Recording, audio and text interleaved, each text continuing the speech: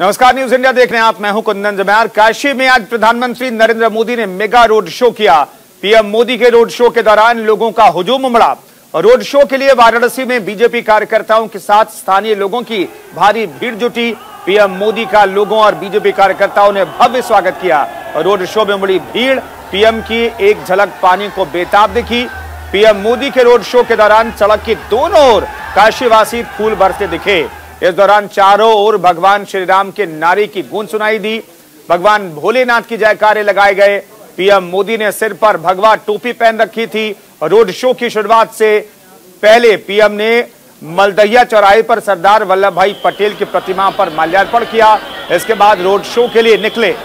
2014, 17 और 2019 के बाद काशी में यह पीएम मोदी का चौथा मेगा रोड शो है। रोड शो के बाद पीएम मोदी काशी विश्वनाथ धाम पहुंचे और मंदिर में पूजा अर्चना भी की।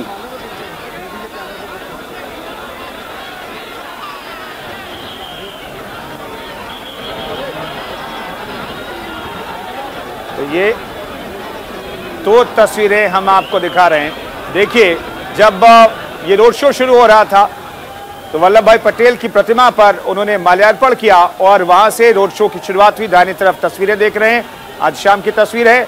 और ये बाईं तरफ देखिए, कार्यकर्ता जो है अभी भी वाराणसी में डटे हुए हैं।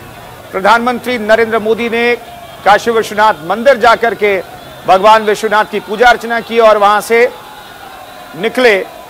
तब भी वहां पर कार्यकर्ताओं का हुजूम था। और बाईं तरफ आप देख सकते हैं, प्रधानमंत्री जब वाराणसी में होते हैं तो हर एक मिनट वो एक्टिव मोड में दिखाई देते हैं।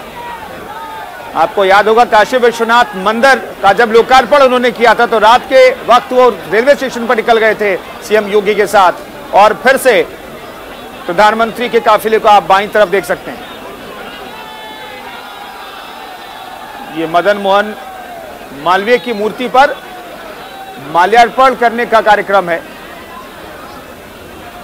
और इसके लिए कार्यकर्ता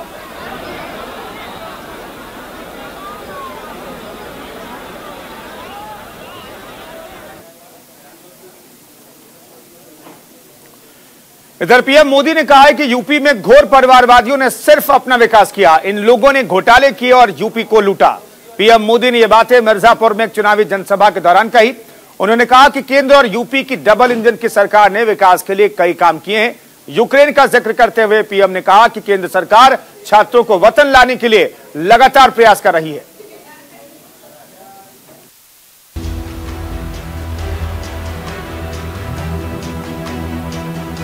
उत्तर प्रदेश के अंतिम चरण के चुनाव प्रचार के लिए मिर्जापुर पहुंचे प्रधानमंत्री नरेंद्र मोदी ने समाजवादी पार्टी पर जमकर निशाना साधा। समाजवादी पार्टी पर हमला बोलते हुए पीएम मोदी ने कहा कि घोर परिवारवादियों के इतिहास का एक एक पन्ना काली स्याही से रंगा हुआ है। इनका इतिहास हजारों करोड़ के घोटालों और यूपी को लूटने का है। इनका इतिहास आतंकियों को छोड़ने और दंगाइयों को मदद करने का है। पीएम ने कहा कि ऐसे लोग यूपी का भला नहीं कर सकते हैं। इनकी मंशा समाज को तोड़ने, यूपी को लूटने की रहती है।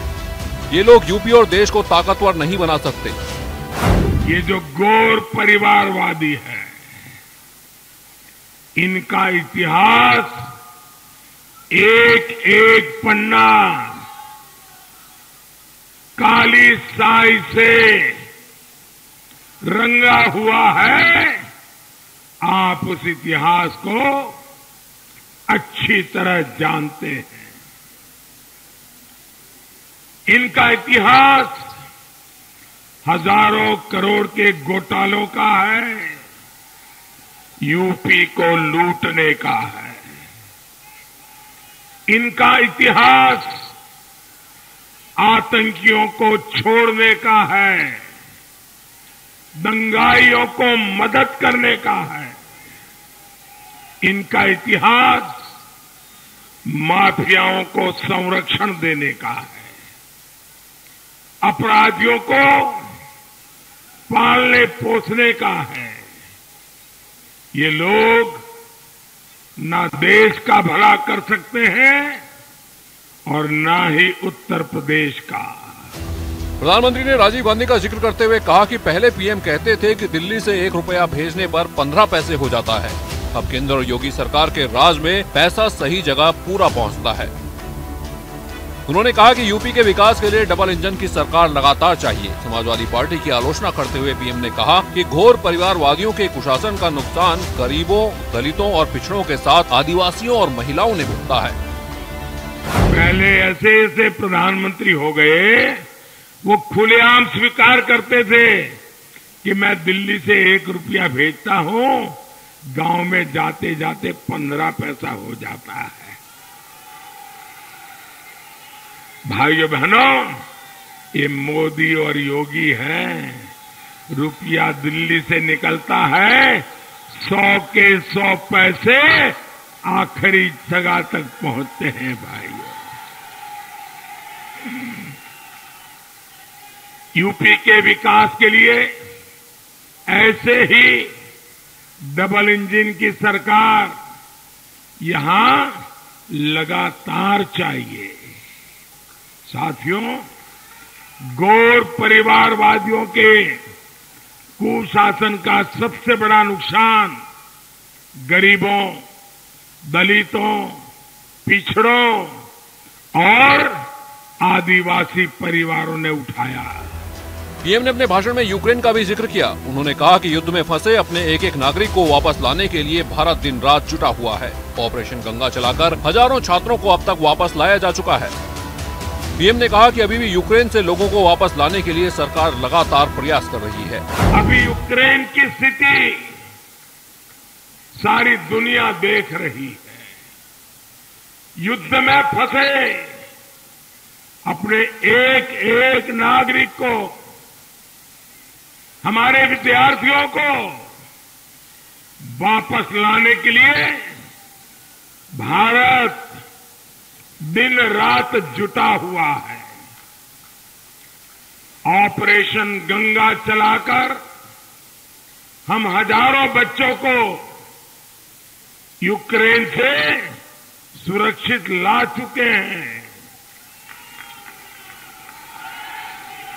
जो अब भी वहां है,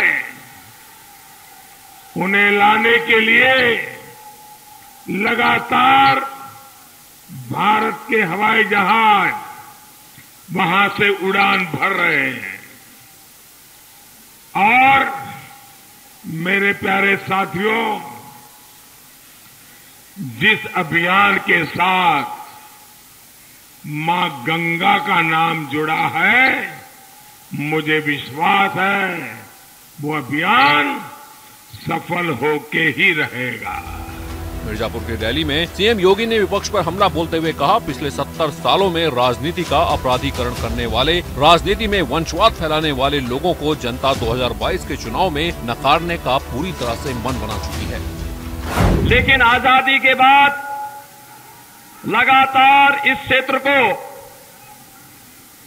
पिछली सरकारों ने न केवल उपेक्षित किया, बल्कि पेशेवर माफिया और भूमाफियाओं के हवाले करके यहां के संसाधनों पर तो लूट पाट मचाई। जिन लोगों ने 70 वर्षों तक आपको एक एक बूंद पानी के लिए तरसाया है, आज अपने वोट की चोट से इनको इतना तरसाइए कि आने वाले समय में राजनीति का अपराधीकरण करने वाले, राजनीति का माफियाकरण करने वाले और राजनीति में वंशवाद और अराजकता फैलाने वाले लोग फिर से सार्वजनिक जीवन में आकर के आपका शोषण करने का दुस्साहस न कर सके। मिर्जापुर में 7वें और अंतिम चरण में चुनाव होना है। इस सीट से 2017 में बीजेपी ने जीत हासिल की थी। अपना दल एस की अनुप्रिया पटेल मिर्जापुर की सांसद हैं, जो इस चुनाव में बीजेपी गठबंधन के साथ दमखम दिखा रही हैं। Bureau report, news India. इधर समाजवादी पार्टी के अध्यक्ष अखिलेश यादव ने कहा है कि 2022 के विधानसभा चुनाव में बीजेपी का सफाया हो रहा है। योगी सरकार ने रोजगार के नाम पर युवाओं को सिर्फ धोखा दिया है। गाजीपुर में चुनावी रैली को संबोधित करते हुए अखिलेश यादव ने कहा कि एसपी की सरकार बनने पर खाली पदों को भरा जाएगा। इस जनसभा को सुभाषपा के अध्यक्ष ओम प्रकाश राजभर ने भी संबोधित किया।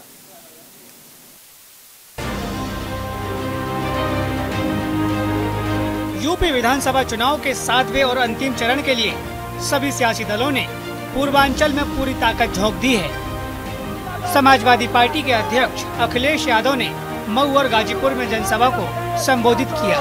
बीजेपी पर हमला बोलते हुए अखिलेश यादव ने कहा, गाजीपुर की हवा बता रही है कि इस बार चुनाव एक तरफा है। जब से एसपी और सुभाषपा साथ आई है, तब से विरोधियों के छक्के छूट गए हैं। उन्होंने कहा कि पूर्वांचल की सबसे बड़ी जीत ओम प्रकाश राजभर की होगी।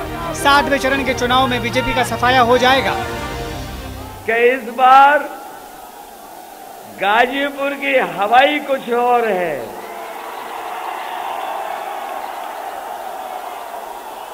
मैं समझता हूं ऐसा चुनाव कभी किसी ने नहीं देखा होगा। ऐसा एक तरफा चुनाव,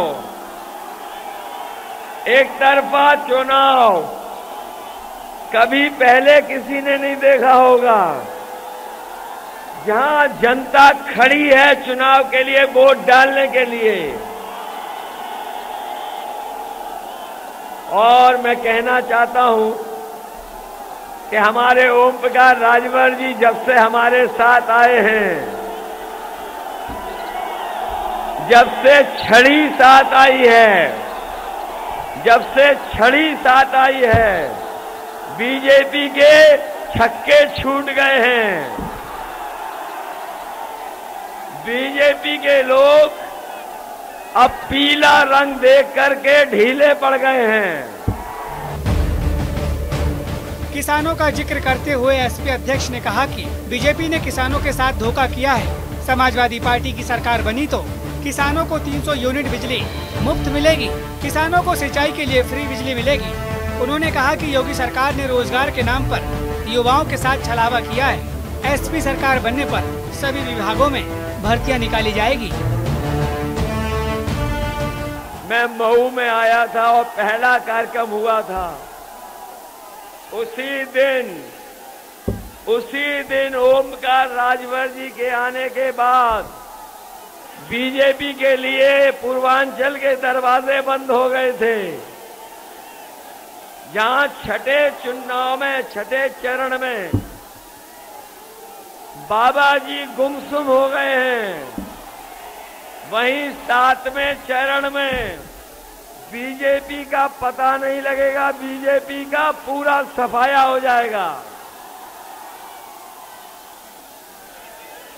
हमारे किसान भाइयों,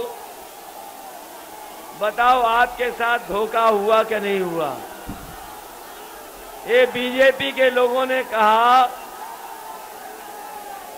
कि किसानों की आय दोगुनी हो जाएगी। बताओ किसान भाइयों, किसी की आय दोगुनी हो गई हो तो बता दो। खाद मिली नहीं, और मिली तो बोरी से चोरी हो गई कि नहीं हो गई? और जैसे बाजार में डीएपी गायब थी, इस बार चुनाव में बीजेपी गायब हो जाएगी। गाजीपुर को सुभाषपा अध्यक्ष ओम प्रकाश राजभर का गढ़ माना जाता है। रैली में राजभर ने योगी सरकार की खूब आलोचना की। उन्होंने कहा कि योगी सरकार ने दलितों और पिछड़ों को उनके अधिकारों से वंचित रखा। 2022 के चुनाव में जनता योगी सरकार को नकार देगी। बहुत अहंकार था भाजपा के लोगों को, बहुत घमंड था। इस प्रदेश की जनता को धोखा देने का काम सबसे पहले अगर किसी ने किया आजादी के बाद, तो भारतीय जनता पार्टी के लोगों ने सबसे पहले धोखा दिया, तो ओम प्रकाश राजभर को धोखा दिया।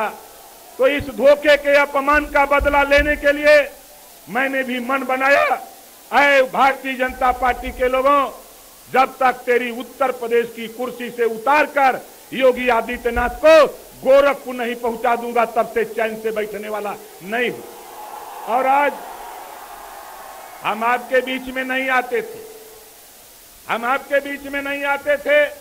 आपने वोट देके हमको एमएलए बनाया। स्वाभाविक है, आपकी उम्मीद थी कि नेता हमारे बीच में आएगा, हमारा एमएलए है। लेकिन साथी, मैं 5 साल से मेहनत कर रहा था, 5 साल से मेहनत कर रहा था। मंत्री बनने के 15 दिन के बाद से ही झगड़ा हमारा शुरू था। झगड़ा सिर्फ जो इस बात का था, उसी झगड़े को लेकर मैंने माननीय अखिलेश यादव जी से 5 साल पहले कह दिया था कि 2022 में आपको मुख्यमंत्री बना करके ओम प्रकाश राजभर मानेगा। एसपी गठबंधन में गाजीपुर और मऊ की रैली में जबरदस्त भीड़ उमड़ी। इन दोनों ही जिलों में गठबंधन का अच्छा खासा प्रभाव है, लिहाजा अखिलेश यादव और ओम प्रकाश राजभर ने मतदाताओं को रिझाने में कोई कोर कसर नहीं छोड़ी। Bureau report, news India. इधर केंद्रीय गृह मंत्री अमित शाह ने गाजीपुर में एक जनसभा को संबोधित किया। उन्होंने कहा कि अब तक के रुझानों से साफ है कि यूपी में विपक्षों का सफा हो गया है। अमित शाह ने कहा कि योगी सरकार ने उत्तर प्रदेश को माफिया के चंगुल से मुक्त करा दिया है।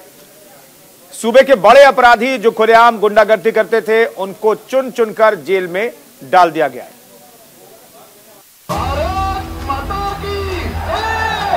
केंद्रीय गृह मंत्री अमित शाह ने गाजीपुर में विपक्षियों पर जोरदार हमला बोला। गरीब पिछड़ा समाज के लोग, दलित समाज के लोगों का भविष्य चुनाव सुनिश्चित करने वाला है।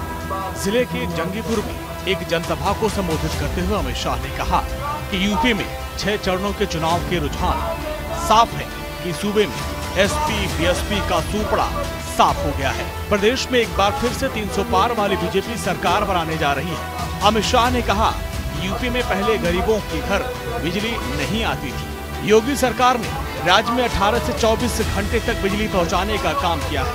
गरीबों के घर में आज बिजली पहुंच रही है। 6 चरण के चुनाव हो गए। 6 चरण के चुनाव में निश्चित हो चुका है कि सपा और बसपा का टुकड़ा साफ हो गया। उत्तर प्रदेश में फिर से एक बार 300 पार वाली सरकार कमल निशान की योगी आदित्यनाथ के नेतृत्व में बनी।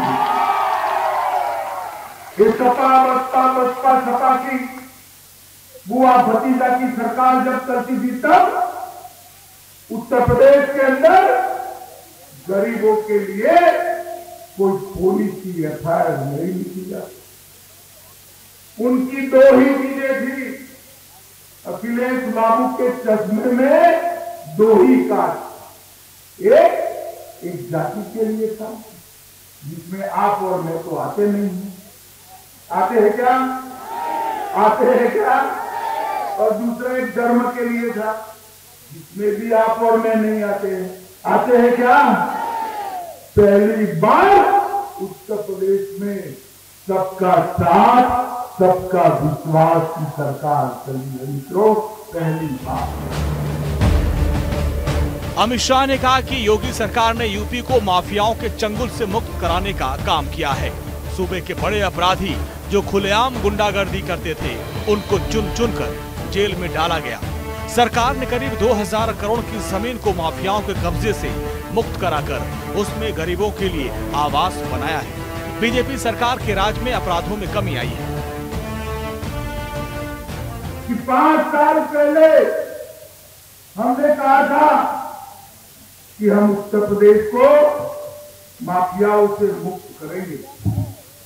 मुझे बताओ भाई जंगीपुर वालों, ये मुख्तार अंसारी आज कहां है? अरे जोर से बोलो, कहां है?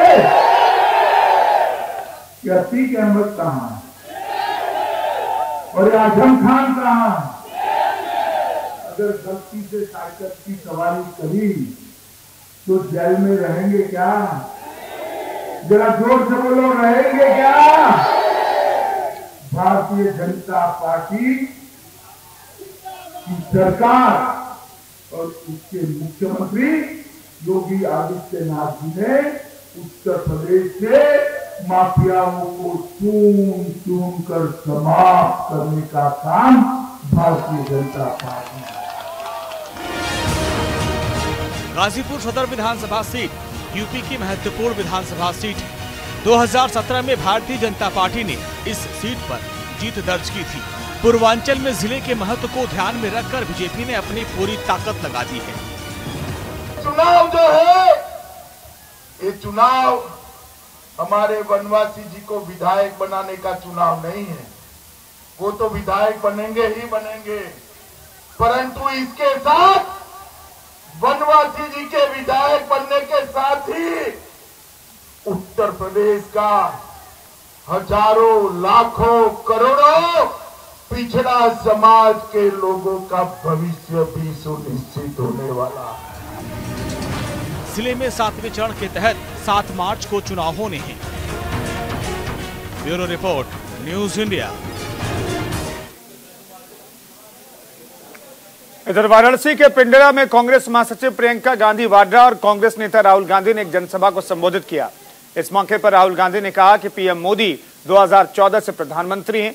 इसके बाद उन्होंने रोजगार, 2 करोड़ नौकरियां, किसानों की आय दोगुनी करना, कालाधन खत्म करने का वादा किया था। लेकिन अब ऐसा क्या हो गया कि वे इस चुनाव में रोजगार, नौकरी और किसानों की आय पर बात नहीं कर रहे हैं। इसके अलावा प्रियंका गांधी वाड्रा ने भी योगी सरकार पर निशाना साधा कि आप नेताओं को राजनीतिक दलों को पहचाने, उनको पहचानिए, उनकी नीयत और उनकी नीतियों को पहचानिए। ये देखिए कि आपके लिए उन्होंने किया क्या और क्या करने जा रहे हैं, किस आधार पर आपका वोट मांगा जा रहा है, इसको अच्छी तरह से पहचानिए। मेरी शिकायत है उत्तर प्रदेश की जनता से, जहां जहां जाती हूं मैं ये शिकायत करती हूं कि आप लोगों ने नेताओं को एक बहुत बुरी आदत दे दी है। जब 5 सालों में आप उनको जवाबदेह नहीं बनाते, उनके मन में ये मानसिकता आ गई है कि धर्म के आधार पर, जाति के आधार पर आपसे वोट मिल जाएगा तो काम करने की कोई जरूरत नहीं है। ये मानसिकता आपको बदलनी है। इसी मानसिकता की वजह से आज आपके सामने नेता आकर कुछ भी कह लेते हैं, लेकिन आपकी समस्याओं की बात नहीं करते। आपकी बड़ी बड़ी समस्याएं हैं। राजनीति का मकसद होना चाहिए कि इन समस्याओं का हल कैसे हो, आपकी सेवा होना चाहिए। अब देखिए, नरेंद्र मोदी जी 2014 से प्रधानमंत्री हैं और मुझे याद है कि 2014 में उनके हर भाषण में रोजगार की बात होती थी। याद है आपको? क्या कहते थे नरेंद्र मोदी जी? रोजगार के बारे में क्या कहते थे? 2 करोड़ युवाओं को हर साल नरेंद्र मोदी रोजगार दिलवा देगा। याद है आपको? भूल गए? भूल गए क्या? नहीं। दूसरा वायदा करते थे, किसानों की आमदनी दुगनी कर दूंगा। याद है ये वायदा? याद है ना? और तीसरा सबसे सुंदर वायदा, काले धन को मिटा दूंगा और आपके बैंक अकाउंट में 15 लाख रुपए डाल के दिखा दूंगा। और अभी रुक रहे हैं एक छोटे से ब्रेक के लिए। फौरन हाजिर होते हैं, आप बने रहिए न्यूज इंडिया के साथ।